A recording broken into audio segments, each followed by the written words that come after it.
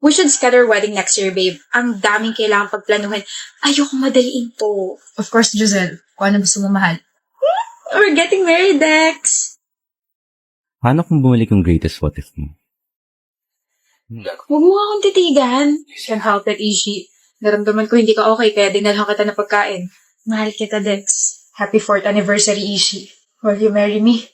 Hindi pa ako ready, Dex. Kung ganon, hihintayin kita. But you can't. Ishi, wait. Sorry, I'm late, hubby. It's okay. Are you hungry? Hungry, not hungry. Let's go, wife. Siya ba yun? Giselle. Yung babaeng kinukwento mo nung nasa getting to know each other stage pa lang tayo 2 years ago? The woman who rejected your proposal because she wasn't ready? Let's go back. I'm sorry, love. Why did you propose, Dex? Giselle, please. What did you feel after knowing that she's already married to someone else? Dami sigurong what if dyan sa utak mo, no? What if hinintay mo siya? What if you stayed beside her while she's reaching her dreams? What if hindi ka napagod? What if... Stop. I wonder kung ito yung sing-sing na dapat para sa kanya. I just have a final question and I want you to be honest with me. Umasa ka ba na single pa rin siya hanggang ngayon? Yes.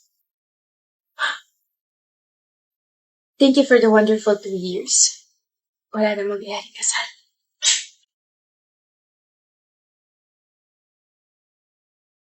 Di mo mabuksan? Hindi. Pabukas. Palakas ka pa, B. Kaya mo yan. Di, patulong. Oh, bigat. Sobra, Jones. Kaya mo yan. Di pa abot nga ng remote. May kamay ka, diba? Abutin mo. Samahan mo ako sa registrar bukas, ha? Inaya mo nga pumasok sa school dati na wala ko, diba? Kaya mo na rin yan. Nakakainis ka na. Bakit ka ba ganyan? Anong ganyan? Ayaw mo na akong tulungan sa lahat. Kailangan mong kumilos at masanay na walang tulong ko. Bakit?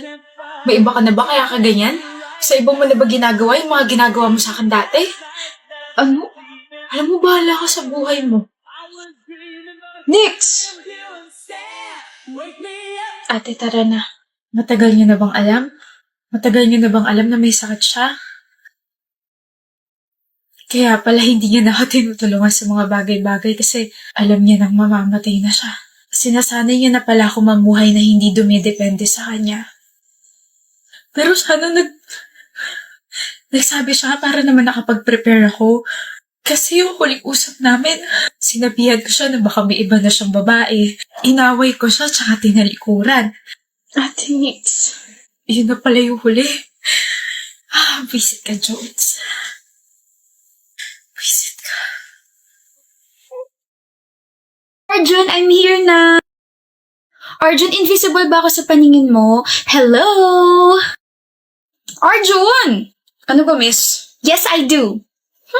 Kamari name ko. Kamari. Stop doing this. Gusto lang naman kita makausap eh. I told you to stop, right? Paulit-ulit na lang kulit mo ah. And I told you na hindi kita titigilan hanggat di ka napapasakin. May girlfriend ako. Wala akong pake. Willing ako maging kabit mo. What the? Kung hindi ka interesado sa akin, bakit ka nandito? Bakit ka nandito sa harap ng building namin? Arjun, you're waiting for me. Kahit i-deny mo pa na i-deny, deep inside, gusto mo rin ako. Lasing ka ba? Arjun. Baby! Sorry, nag-antay ka ba na matagal? May in-announce pa kasing prof namin eh. Di naman, B. Alis na tayo? You must be Arjun's girlfriend. Hi, I'm Kamari. Let's go, baby. Hindi mo ako papansinin? You're rude. Arjun, yan ba yung mga tipo mo? Nasaan na yun? Siya ba yun? Yung nakwento mo? Yung hindi ka tinitigilan kahit alam na may girlfriend ka na? Oo, kakairita. Ilang beses ko na siya sinabihan tumigil na siya. Ba ayaw pa? Willing pa raw siya maging kabit. Kilabutan ako. Baby, you know me. Maiksi yung pasensya ko kapag inaagrabyado tayo. Yung mga mata ko, nandidilim, parang ganito. I think you need to take an action, ha? You have powers, eh. And you know me, Arjun. I got you. Always. Hey, ugly! Pangit! Alexis! Kanina pa kita tinatawag. Sorry. Akala ko kasi sarili mo yung tinatawag mo. You're really rude, you know? Calling you pangit. Hindi ba rude yun? You sound so childish. Anyway, hindi ko kasama yung boyfriend ko. Hindi mo siya matititigan. Ako lang. Ikaw yung sadya ko. I just want to let you know that I'm like your boyfriend. Talaga? What a coincidence. Gusto ko rin siya. I can steal your boyfriend. Sige nga. Hindi ka takot? Bakit ako matatakot? Wala namang pa yun sa ibang tao. Ilang beses ka na niya na-reject? 8. Don't worry. Pang-siyam na to. Ire-reject na kita para sa kanya. Confident ka ngayon, pero iiyak ka rin sa huli. Calamares. It's Camare! Parehas lang din yun. Makinig ka sa akin, okay? Alam mo ba yung salitang limitasyon? Yung salitang stop. How about yung salitang no? Yung salitang respect? Of course! Ano kala mo sa akin, bobo? Oo, bobo ka. What? Bobo ko? Alam mo yung mga salitang ganun pero hindi mo alam kung paano i-apply sa totoong buhay? Bobo ka. Alexis! Boboklating ko rin yung ulo mo at isasalpak ko dyan sa utak mo na dumistansya ka sa may girlfriend na. But I want him. Siya lang. Ngayon ko lang naramdaman to. Siya lang bang isda sa dagat, ha? Nabingwit ko na siya. Makikishare ka pa? Baka pasing kita ng bangka. I liked him first. E di sana pinabillboard mo. Kabit? Willing ka maging kabit? Eh kung ikabit kaya kita sa dingding tapos may nakapaskal na word na papansin, gusto mo? Kamare, mabait naman ako pero sa'yo hindi. Tigilan mo na si Arjun.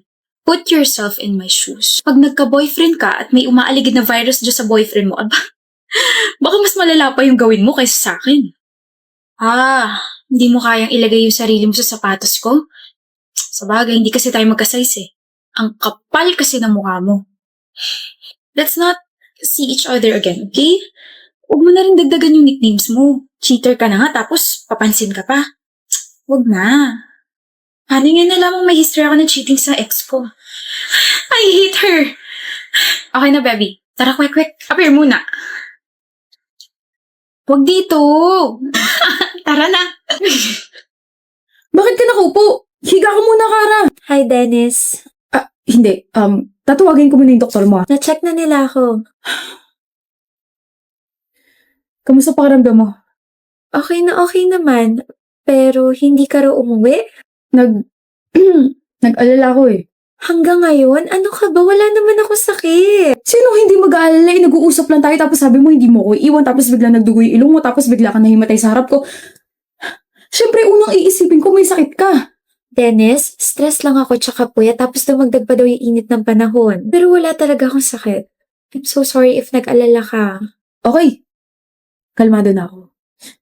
Nga pala, I tried to call your parents kasi nagpatulong ako sa school for that. Kaso, Walang sumagot ng tawag, right?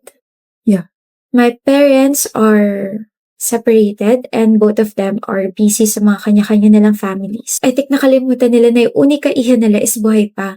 I mean, nagbibigay naman sila ng allowance pero yun na yun. Kaya naman I have so much love to give. Gusto mo ba? pwede ba? Pwede na ba?